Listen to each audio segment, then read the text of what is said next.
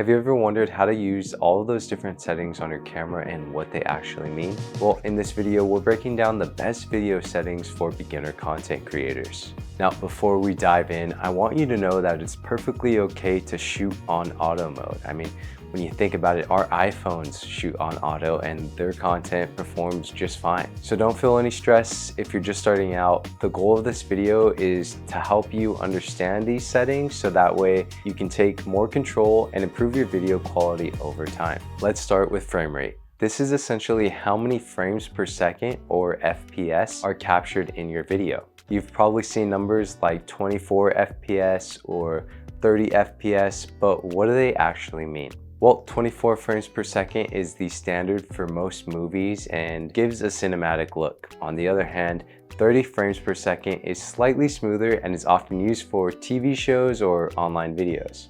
As a beginner, I recommend sticking with one of these two options for a consistent and standard look. I personally shoot at 24 frames per second and I'm shooting in that frame rate right now. And in my opinion, I think it looks pretty good.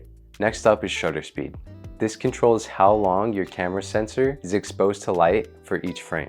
A simple rule of thumb is that your shutter speed should roughly be double whatever your frame rate is. So if you decide you want to shoot at 24 frames per second, set your shutter speed to 1/50. And if you're at 30 frames per second, set your shutter speed to 1/60. That makes your footage look smooth and natural.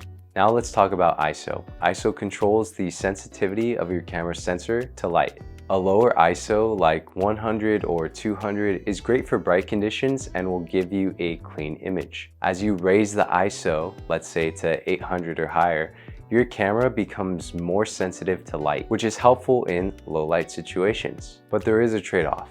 A higher ISO introduces noise or grain to your image.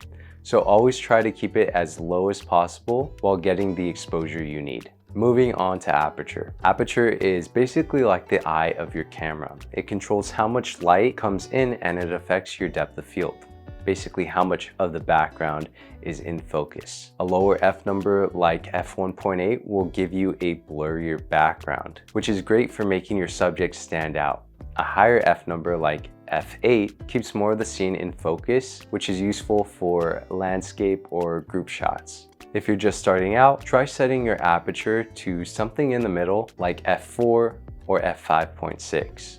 Alright, so we've covered frame rate, shutter speed, ISO, and aperture. Now let's talk about how they all work together. Think of these settings as a balancing act, which photographers often refer to as the exposure triangle. Your shutter speed, ISO, and aperture all work together to control the exposure of your image. Changing one setting will likely mean that you'll need to adjust another. For example, if you increase your ISO to brighten your image, you might want to decrease your shutter speed or aperture to avoid overexposure, and vice versa. Now, a quick word on autofocus versus manual focus. Autofocus is super handy, especially for beginners, because it keeps your subject in focus without you having to adjust anything manually. This is perfect for filming yourself or for moving subjects. Manual focus, on the other hand, can be useful in controlled environments where you want to lock your focus and avoid the camera hunting for it. But for most beginners, autofocus is the way to go. It's reliable and it saves a lot of time and effort. Now let's do a quick demonstration of setting up your camera for a simple talking head video. First, I'll choose my frame rate. I'm going to go with something like 24 frames per second for that cinematic look. Next, I'll adjust my shutter speed to double the frame rate, so 1/50 will work just fine. Now for ISO, I'm in a well-lit room, so I'm going to keep it low, around 100. If it were darker, I'd increase it, but I don't want too much grain. Finally, I'll set my aperture to f4 to get a nice balance of background blur and focus on me as the subject. And there you have it. I hope this breakdown of camera settings has helped you feel more comfortable with your camera. Remember, it's all about practice and getting to know your gear.